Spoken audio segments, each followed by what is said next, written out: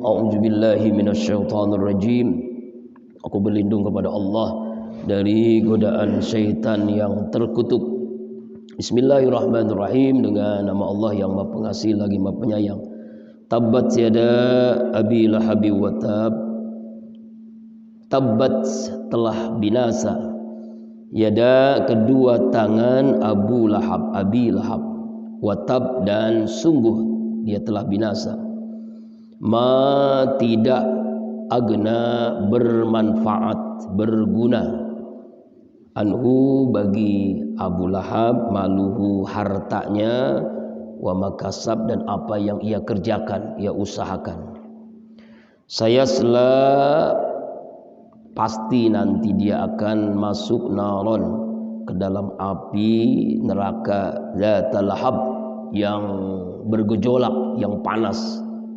Wa imratuhu dan juga istrinya Abu Lahab, hammalatal hatab pembawa kayu bakar, fi jidha di dalam lehernya istri dari Abu Lahab, hablum mim masad ada tali dari serabut, tali dari sabut atau serabut. Maha benar Allah atas segala firman-Nya. Itu terjemahnya. Nah, sekarang kita lihat tafsirnya. Apa sih ayat ini maksudnya? Dan juga asbabun nuzulnya dulu. Artinya sebab-sebab turunnya surah Al-Lahab ini. Pertama, riwayat dari Ibnu Abbas radhiyallahu an, surah Al-Lahab ini diturunkan berkaitan dengan suatu peristiwa di Bukit Sofa.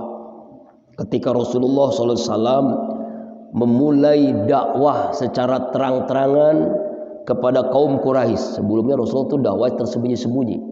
Jadi dari rumah ke rumah, nggak ada yang tahu begitu. Nah, ini berawal dari Rasulullah berdakwah secara terang-terangan kepada kaum Quraisy. Ketika suatu pagi Rasulullah tuh naik ke Bukit Sofa. Ya, naik ke Bukit Sofa. Kalau Bapak pernah umroh atau haji tahu di mana Bukit Sofa itu. Ada Bukit Sofa, ada Bukit Marwah, tempat sa'i. Ya, orang-orang yang melaksanakan ibadah haji, ibadah umrah itu tempat sa'i, Bukit Sofa. Lalu Rasulullah naik, lalu ngomong, berdakwah, berkumpullah orang-orang itu. Ya. Ya, ketika seluruh orang-orang kumpul, orang Quraisy kumpul, lalu Rasulullah pun berkata kepada orang-orang Quraisy, orang kafir maksudnya, wahai orang-orang Quraisy, kaum Quraisy, bagaimana pendapat kalian seandainya kalian aku kasih tahu bahwasanya musuh akan datang besok pagi atau pada sore ini? Kalian percaya enggak apa yang saya sampaikan ini? Spontan serempak orang-orang Quraisy pun menjawab, iya, saya pasti percaya kepadamu ya Rasulullah, karena engkau tidak pernah berbohong. Karena waktu itu dan kita ketahui Rasulullah itu mendapatkan gelar Al-Amin, yang selalu jujur, tidak pernah berbohong. Ya, Rasulullah ini terkenal dengan mendapatkan gelar. Dia yang membeli gelar ini bukan orang Islam, seluruh orang Quraisy, Al-Amin. Kenapa? Karena Rasulullah nggak pernah jujur, nggak pernah berbohong, selalu jujur. Berkata apa yang benar-benar di zaman itu nggak pernah terjadi, selalu jujur. Ya Rasulullah Sallallahu Alaihi Wasallam. Lalu Rasulullah pun bersabda, nah ini nih. Aku peringatkan kalian bahwasanya azab Allah yang dahsyat akan datang. Begitu kata Rasul. Nanti di akhirat akan datang azab yang sangat luar biasa. Mendengar perkataan Rasulullah seperti itu, tiba-tiba Abu Lahab menyela, menghardik Rasulullah sallallahu alaihi wasallam. Celaka engkau Muhammad, celaka engkau Muhammad. Apakah hanya untuk ini engkau kumpulkan kami di sini? Nah, untuk ini. Makanya Rasulullah pun ya mendengar seperti ini dengan bahasa yang sangat kasar, marah-marah. Rasulullah terdiam, lalu turunlah surah Al-Lahab. Ya, bagaimana Allah langsung yang memponis ya Abu Lahab ini. Tabbat yada abi lahabi wa tab. Nah, ini riwayat yang pertama, asbabun nuzul yang pertama. Asbabun nuzul yang kedua, riwayat Yazid bin Zaid dan Ikrimah.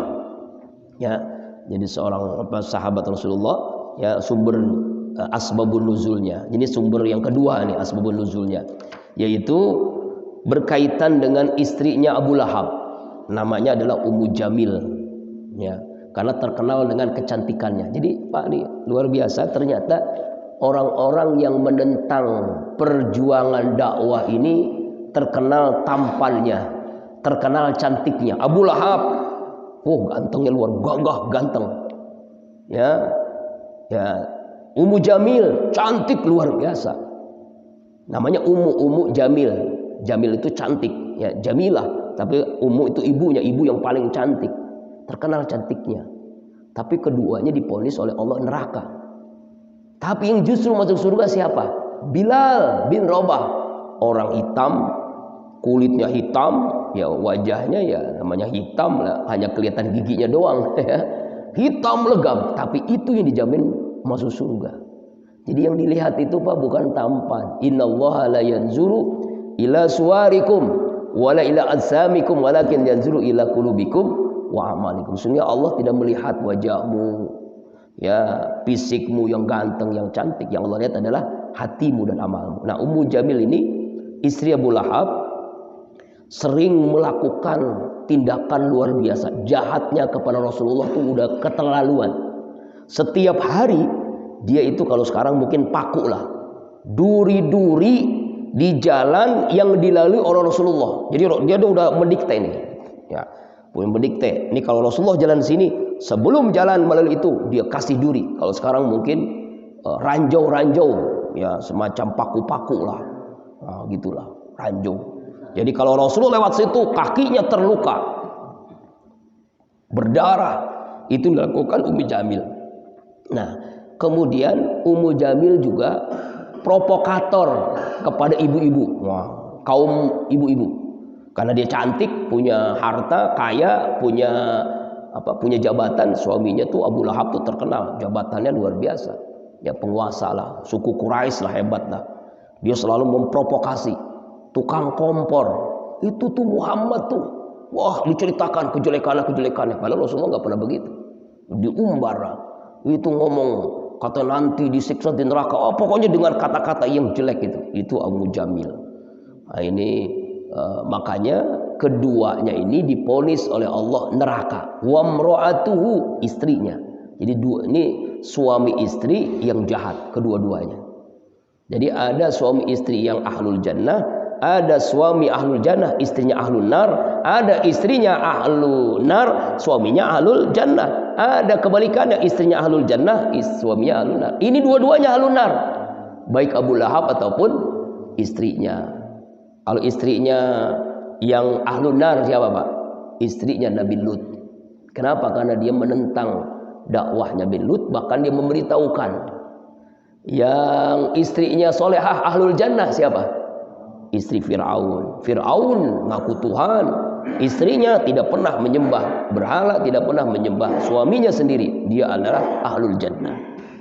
Nah, siapa suami istrinya yang masuk surga? Istrinya Rasulullah, istrinya Nabi Ibrahim, Nabi Ismail, ya kan? Nabi Ishaq. Nah, itu tuh, kedua-duanya di surga. Bahkan Nabi Ibrahim dua-dua istrinya di surga, yaitu Sarah dan apa? Hajar dan Sarah. Allah Akbar. Ya itulah. Jadi makanya kita harus mendidik kita di surga, jangan sampai istri kita di neraka. Harus seluruh keluarga besar kita di surga. Amin. Ini asbabun nuzulnya. Lalu apa keistimewaannya sekarang? Fadilahnya. Surah Witir ini, surah Al-Lahab, maaf. Surah Al-Lahab ini sering dibaca oleh sahabat, oleh Abdullah bin Umar, oleh sahabat-sahabat yang lain dalam sholat witir. Jadi Abdullah bin Umar ini kalau sholat witir, kalau kita kan bacanya biasanya kan kulhu, ya kan, Al-Falaq, An-Nas, ya, sholat witir. Nah, di antara surah-surah kalau dia melakukan sholat witir 9 rakaat, dia selalu baca surah Al-Lahab. Surah Al-Lahab ini. Itu yang dilakukan oleh Abdullah bin Umar. Itu asbabun nuzul dan keistimewaannya. Nah, sekarang kita lihat isi kandungannya, tafsirnya. Surah Al-Lahab ini ada berapa nama? Pertama disebut dengan surah Al-Lahab. Yang kedua disebut dengan surah Tabbat karena diawali dengan kalimat Tabbat. Yang ketiga surah Al-Masad. Kenapa di akhir ujung ayat ini kalimat Masad? Ya kan? Hablum mim masad. Makanya surah Al-Masad. Ini nama-nama surahnya. Surah Al-Lahab, surah Tabbat, surah Al-Masad. Jadi ada 3 nama surah Al-Lahab ini. A'udzubillahi minasyaitonirrajim. Bismillahirrahmanirrahim. Tabbat yada abi lahabi wa tab. Binasalah kedua tangannya Abu Lahab dan dia akan binasa. Ini salah satu balaghah Al-Qur'an, gaya bahasa Al-Qur'an. Di sini kata-kata tangan, ya, ini bukan hanya tangan maksudnya. Maksud tafsir ini adalah seluruh tubuhnya. Jadi tangan itu hanya mewakili tubuh seseorang, begitu. Jadi Allah menyebut di sini yada, tabbat yada abi lahabi wa tab. Yada itu kan tangan artinya. Maksudnya ini bukan hanya tangannya, kepalanya, lehernya, ya, jantung, ginjal, paru-paru, usus, tangan, kaki, seluruh tubuhnya.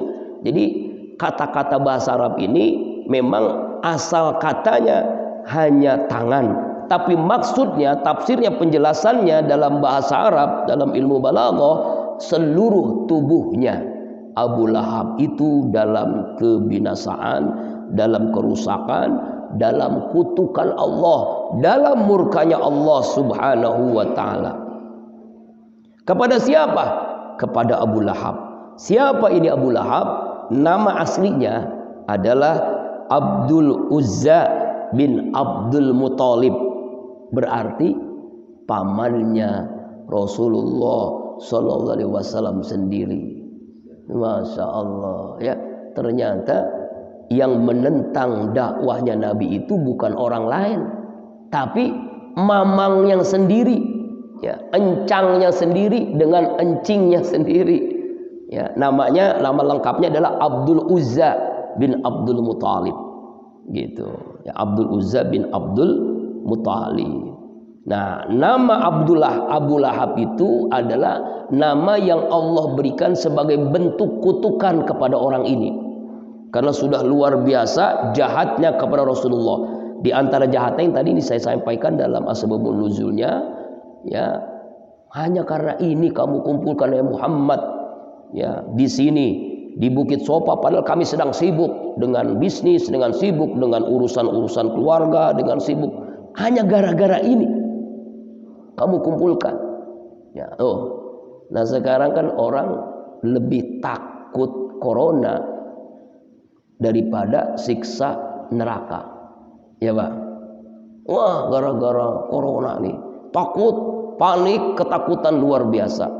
Tapi ketika Allah jelaskan dalam Al-Quran, hadis Rasulullah, bahwa siksa neraka Jahannam begini dahsyatnya, siksa neraka Jahim, siksa neraka Sakor, siksa neraka apa lagi? Karena nama-nama neraka banyak banget tuh. Neraka Jahannam, Jahim, Sakor, neraka Wail, banyak itu kan. Begini dahsyatnya, luar biasa. Orang adem-adem aja, ya Pak ya. Coba dah. Contoh sederhana, dia rajin pakai masker, tapi auratnya terbuka, berarti lebih takut corona daripada neraka kan. Masker 2 lapis, auratnya pahanya kemana-mana. Enggak, di sini alhamdulillah nggak ada ya. Alhamdulillah. Jangan sampai istri kita, anak kita buka aurat, jangan sampai Pak. Ya tuh, tutup aurat. Masker laksanakan, aurat wajib. Nah, itu contoh sederhana ya. Nah, beginilah yang dilakukan oleh Abu Lahab. Abu Lahab ngomong sampai begitu, tapi sebenarnya bukan hanya itu. Dia itu kejahatannya bukan hanya ngomong begitu, tapi memang dari dulu menentang dakwahnya Rasulullah Sallallahu Alaihi Wasallam dengan berbagai cara memprovokasi orang-orang Quraisy jangan sampai mendengarkan dakwah Rasulullah, jangan sampai ikut dengan aturan Muhammad. Sampai luar biasa. Makanya Rasulullah pun tidak bisa membalas, tapi Allah langsung membalas dengan kalimat ponisnya yang sangat jelas, tabbat yada abi lahabi wa tab. ya, karena kesombongan dari Abu Lahab. Sesungguhnya binasa tangan kedua Abu Lahab, sesungguhnya binasa seluruh tubuh Abu Lahab, dan dia akan binasa. Kenapa binasa? Karena dia akan disiksa di dalam neraka jahanam selama-lamanya, khalidina fiha abada, selama-lamanya. Kalau COVID-19 itu hanya menyebabkan orang mati, selesai. Tapi kalau orang ya tidak mau melaksanakan perintah Allah, meninggalkan larangan Allah, disiksanya di neraka bukan sampai mati, hidup lagi, mati, hidup lagi, disiksa lagi, sampai kapan? Khalidina fiha abada. Corona mungkin sampai 70 tahun umur kita, 80 tahun, jarang umur 80, 100 tahun apalagi jarang. Tapi kalau siksa neraka berapa tahun, Pak? Bukan 1.000.000 tahun, bukan 100 tahun, bukan 1 miliar tahun, tapi khalidina fiha abada. Nah, Abu Lahab ini disiksa selama-lamanya, makanya binasa. Kalau Allah yang memponis, nggak ada yang bisa menahan ponis Allah. Ma aghna anhu maluhu wa ma kasab. Tidaklah bermanfaat, tidak berguna anhu dari Abu Lahab malu hartanya, wa ma kasab dan apa yang ia usahakan selama ini. Kenapa? Karena seluruh harta Abu Lahab itu untuk menghalangi dakwah Rasulullah. Perang dalam berbagai peperangan, ya, itu Abu Lahab itu hartanya terkuras habis untuk apa? Untuk beli kuda, panah, untuk menyerang kaum muslimin, menyerang Rasulullah SAW. Jadi harta itu habis untuk maksiat. Itulah.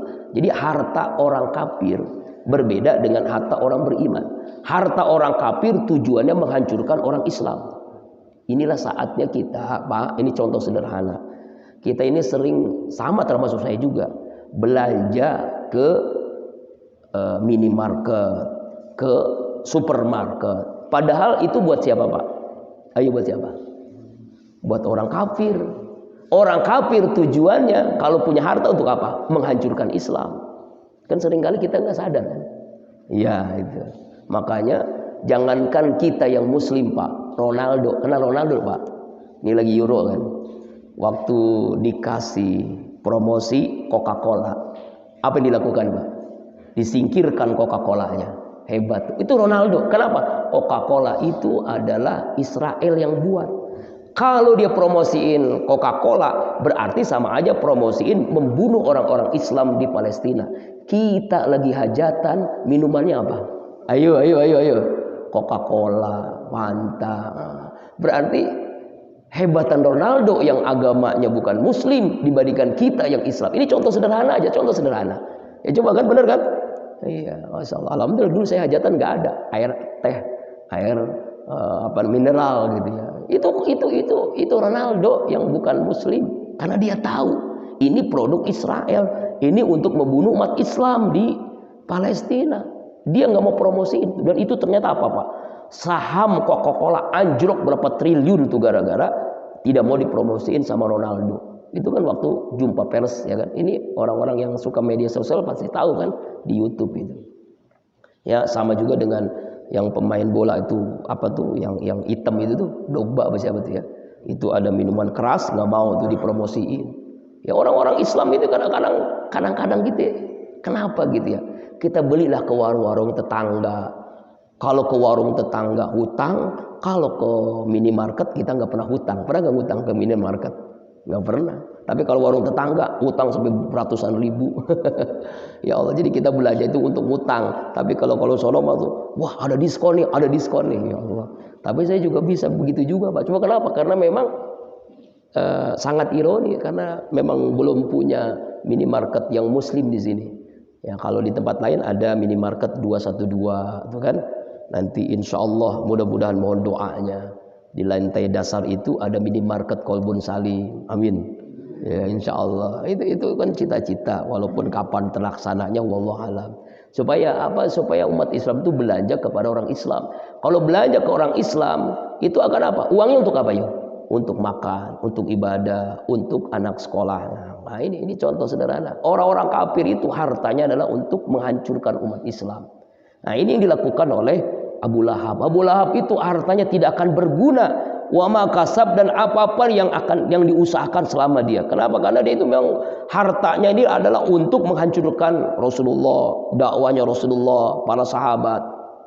Yang diusahakan selama ini. Yang diusahakan apa? Bagaimana yang dilakukannya itu, ya, kezolimannya, kesombongannya, keangkuhannya, ya, supaya orang tidak mendengar nasihat Rasulullah, tidak mendengar dakwahnya Rasulullah SAW, melempari dengan batu, dengan kotoran. Anak buahnya tuh disuruh tuh, kalau Rasulullah dakwah lempari batu, kalau Rasulullah dakwah lempari kotoran. Bahkan suatu saat Rasulullah itu sholat, lagi sujud, itu kalau kita mungkin sekarung kotoran tai binatang, tai manusia dilempari seluruhnya ke Rasulullah. Jadi dari atas sampai bawah Rasulullah tuh kotoran. Fatimah Zahra, putri beliau, nangis dari awal sampai akhir untuk membersihkan dari kotoran-kotoran. Pernah ada nggak kita dengar ustadz, kiai, ajengan dakwah dilempari batu sama dilempari kotoran? Mungkin berhenti dah dakwahnya. Nggak pernah kita ya. Hanya dilempari apa? Dilempari amplop, ya, dilempari berkat. Nggak pernah kita. Tapi Rasulullah itu dilempari itu oleh anak buahnya Abu Lahab dengan berbagai cara supaya Rasulullah menghentikan dakwahnya. Makanya hartanya, apa yang ia usahakan selama hidup di dunia, ma'agna, tidak ada manfaatnya, tidak berguna nanti. Bahkan semakin banyak mengeluarkan hartanya untuk menzolimi Rasulullah, semakin banyak dia disiksa, semakin keras siksaannya di neraka nanti. Nauzubillahi min. Mungkin sekarang nih Abu Lahab nih bukan hanya di neraka, kan masih di barzah, di alam kubur, disiksa nih. Ini saya belum lama, mungkin beberapa bulan lalu melihat ada orang Indonesia, YouTuber Indonesia yang ke makamnya Abu Lahab. Itu makamnya, Pak, itu jarak berapa ratus meter. Baunya, busuknya udah tercium. Bukan busuk karena sampah, bukan busuk karena kotoran, tapi karena busuknya makam dari Abu Lahab. Dan itu dia videoin, ada di YouTube. Jadi di YouTube, ya, itu seorang Indonesia yang ada di Saudi itu pemakaman. Coba kalau bapak-bapak sekali-kali ziarah ke sana gitu, saya nggak tahu tempatnya di sebelah mana. Itu Pak, itu berapa ratus meter belum sampai ke makamnya. Busuknya luar biasa. Itu diperlihatkan oleh Allah makamnya. Ya Allah, nauzubillah, summa nauzubillah. Jadi Allah perlihatkan orang-orang yang zalim di dunia, apalagi nanti di akhirat. Dan di antara kenikmatan surga adalah melihat orang-orang disiksa dalam api neraka. Jadi orang disiksa itu senangnya, nikmatnya itu luar biasa. Kita kayak nonton TV gitu, nonton sekarang di dunia ini video, nonton YouTube, orang-orang yang disiksa di akhirat. Di antaranya adalah ya Abu Lahab ini. Siksaannya luar biasa. Nauzubillahi min zalik. Itu ayat yang kedua. Kemudian jamaah rahimakumullah, ayat yang ketiga. Sayasla naron jata lahab. Sayasla naron.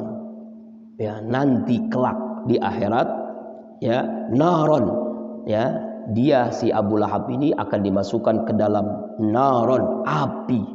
Maksudnya api neraka zata lahab yang bergojolak. Bergojolak ini artinya api yang saking luar biasanya. Seringan-ringannya api neraka itu 70 kali api yang ada di dunia. Misalnya api dunia itu yang paling panas itu ada di lahar, di gunung. Gunung itu kan bukan lahar tuh. Bukan lahar tuh. Kalau gunung mau meledak itu biasanya ada lahar dingin, ada lahar panas. Nah, lahar panasnya itu lebih daripada nanti di akhirat 70 kali itu. Bayangkan tuh. Sulit terbayangkan lah. Ya Allah, ya Rabbana. Ini kalau baca ayat-ayat neraka, Pak, bagaimana kedahsyatan neraka ini. Dalam hadis Rasulullah pun sampai banyak sahabat-sahabat tuh pingsan, nangis, ngeri dengan kedahsyatan neraka. Kalau kita tenang-tenang saja lah. Nah, itu nanti masih lama ini. Allahu Akbar. Allahu Akbar. Padahal ya tadi itu 70 kali api neraka di dunia, ya, itu 70 kali panasnya di neraka tadi. Nah, dijelaskan dalam sebuah hadis seringan-ringannya orang yang disiksa dalam api neraka ketika dia jempol kakinya nginjek kerikil neraka, itu otaknya hancur saking panasnya, itu kerikilnya doang, apalagi siksaan api neraka jahanam. Ngeri lah ya. Makanya doa selesai kita sholat diantaranya adalah apa? Allahumma azirni minan nar, Allahumma azirni minan nar, ya Allah jauhkan kami dari api neraka, jauhkan kami dari api. Selesai sholat apinya dideketin lagi, Allahumma azirni minan nar, dideketin lagi, Allahumma azirni minan nar, dideketin lagi. Enggak maaf, bercanda Pak ya. Maksudnya api neraka itu bukan api beda itu Pak. Enggak bercanda, astagfirullah, itu api neraka, itu api dunia ya. Iya, ada sebuah anekdot, nanti orang-orang yang orang ini surga kan ada yang asam gitu pengen ngerokok. Gimana caranya nih ya? Ada rokoknya. Cuma bagaimana caranya supaya dia ngerokok di surga? Lalu dia masuk dulu ke neraka supaya ngambil api neraka. Ada aja. Allahu Akbar. Wa mra'atuhu, dan istrinya. Istrinya ini siapa namanya? Tadi saya sebutkan Ummu Jamil. Sebenarnya Ummu Jamil ini gelarnya. Nama aslinya siapa? Nama asli namanya Arwah binti Harb.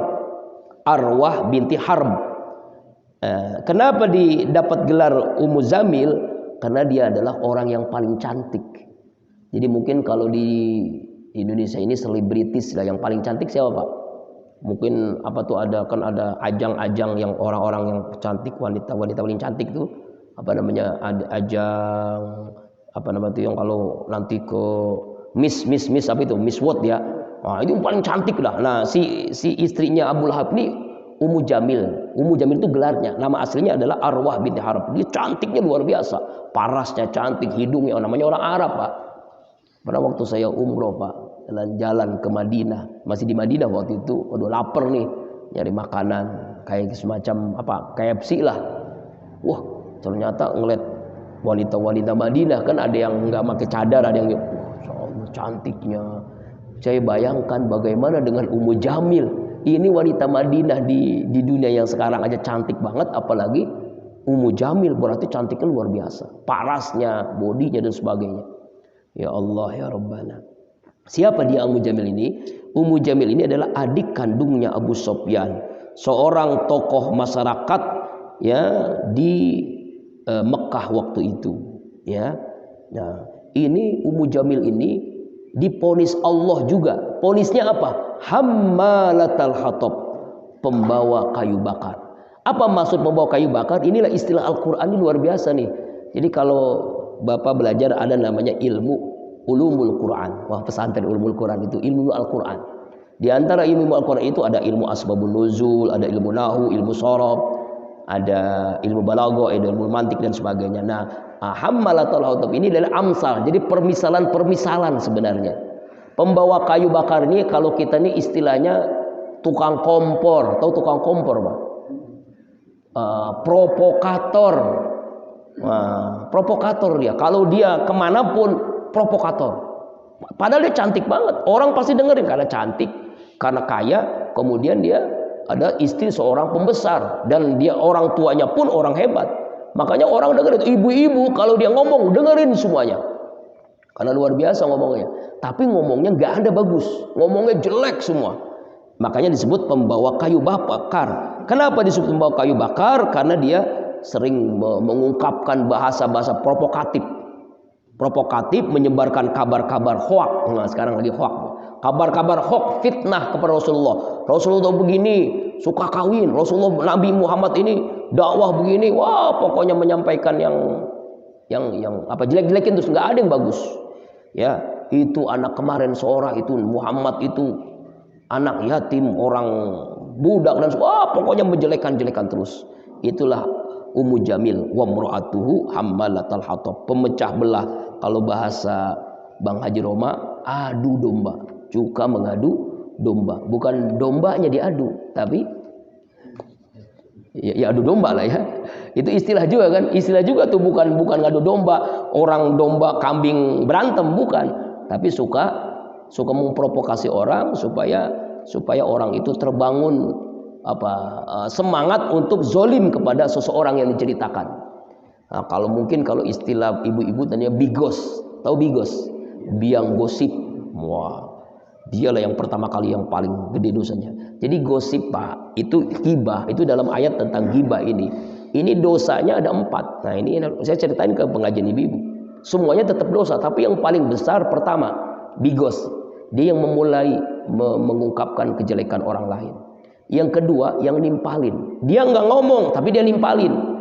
Iya benar, Pok, emang dia itu begitu, Pok. Itu tetangga kita tuh begitu. Wah, diceritain kejelekan-kejelekannya. Yang ketiga, nggak nimpalin, cuma dia mendengarkan, menyimak.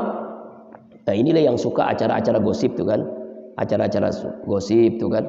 Ya, itu yang acara-acara cek-recek, insert, kalau seperti instansi, let kiss. Oh, Ustaz apa ya? Iya, emang setiap hari itu pagi sore ada terus itu acara itu kan. Itu sampai anak kiai nih cerai, ini kiai cerai. Oh, diceritain terus rumah tangganya nih.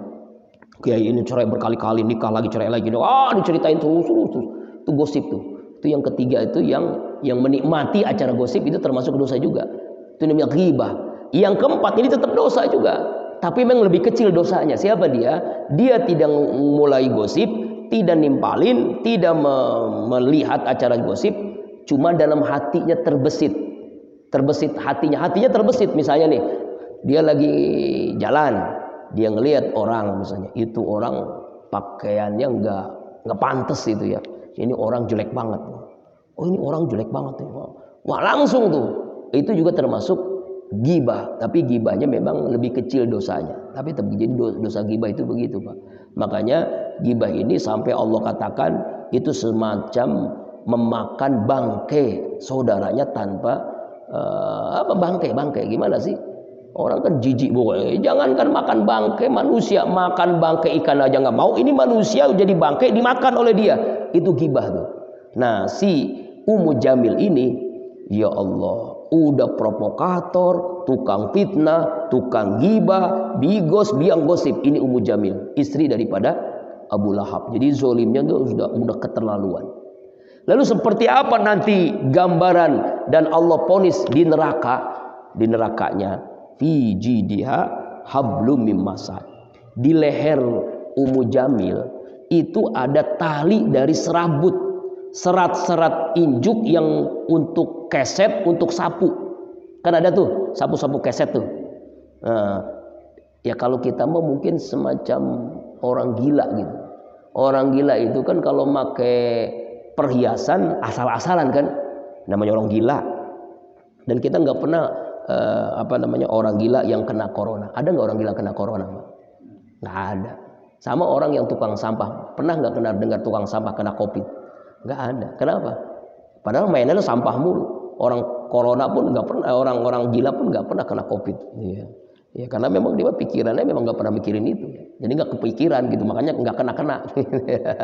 Allahu Akbar. Nah, si Ummu Jamil nanti di neraka itu dia memakai kayak orang gila lah.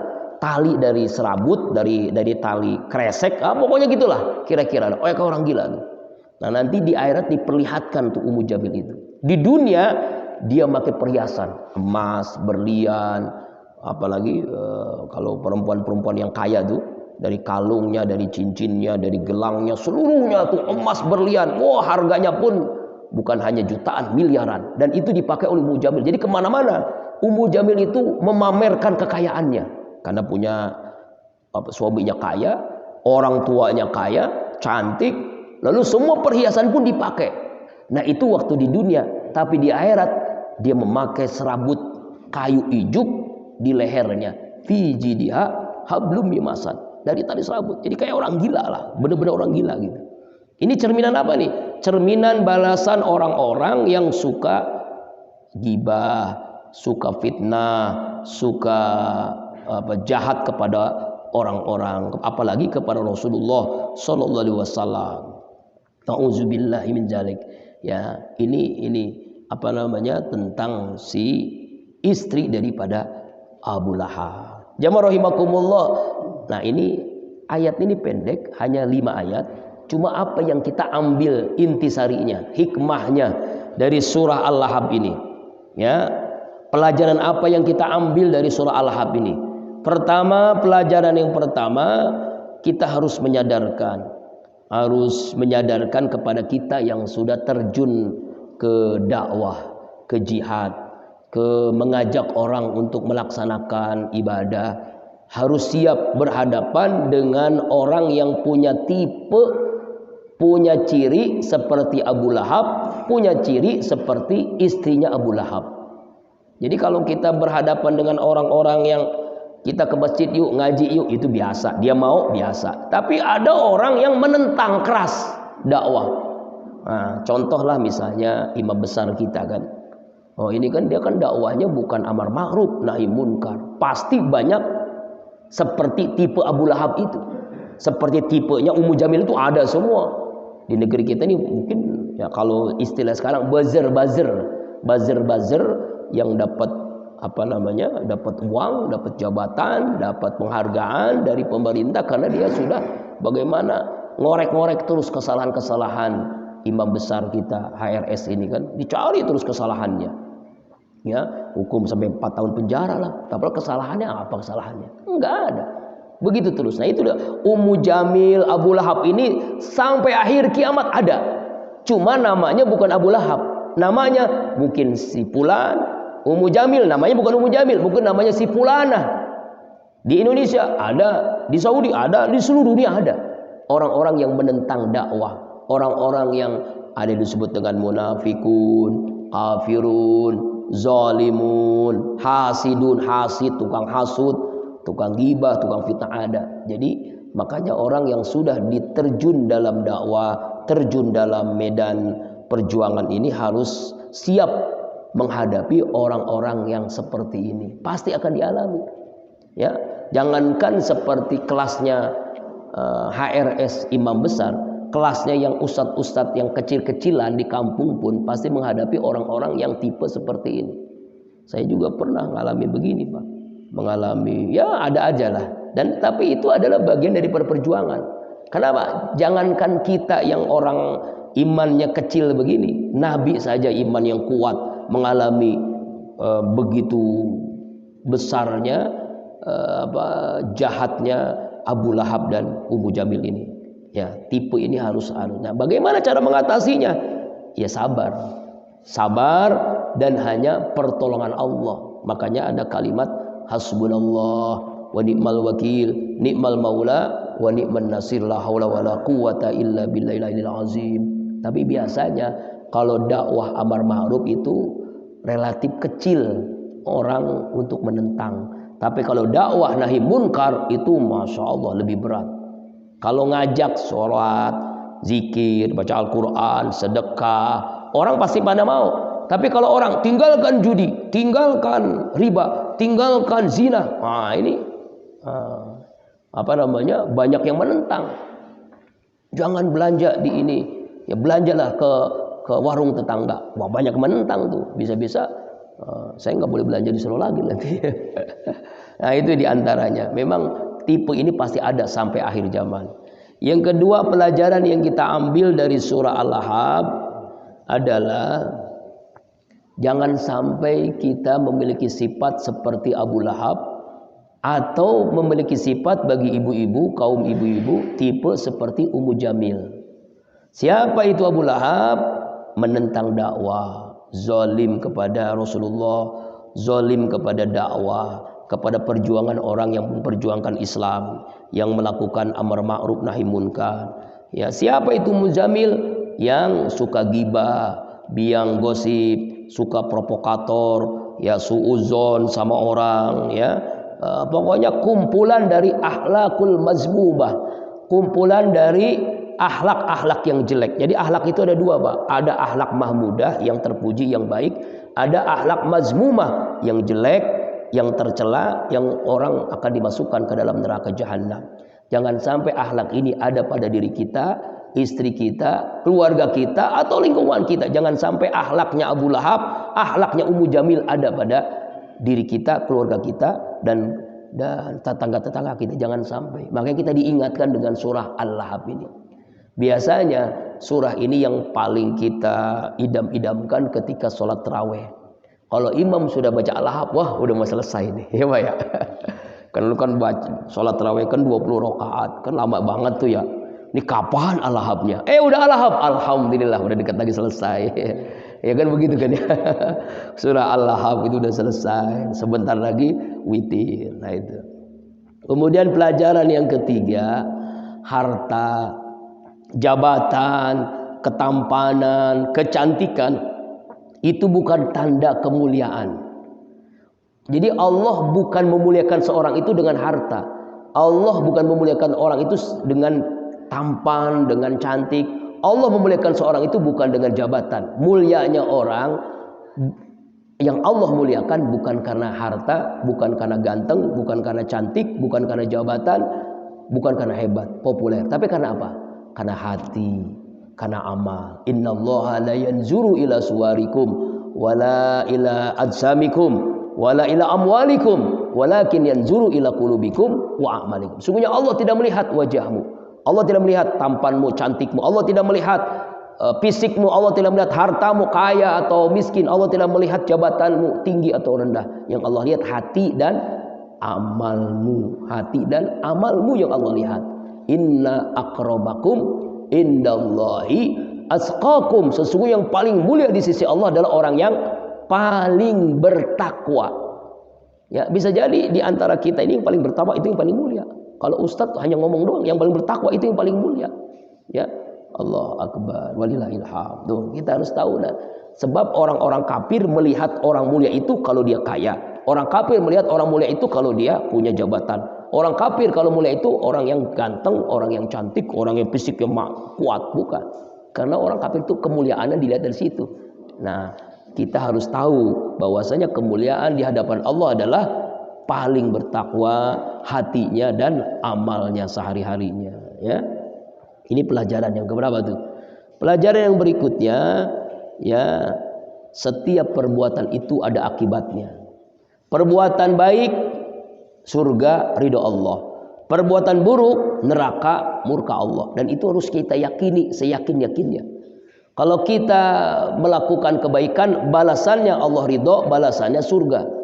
Tapi kalau kita melakukan kemaksiatan, kezaliman, pasti balasannya murka dan neraka Allah. Itulah doa yang selalu kita minta. Bahkan dalam hadis, siapa orang yang berdoa mengucapkan kalimat ini 3 kali, maka Allah karuniakan surga dan Allah berikan ridhonya.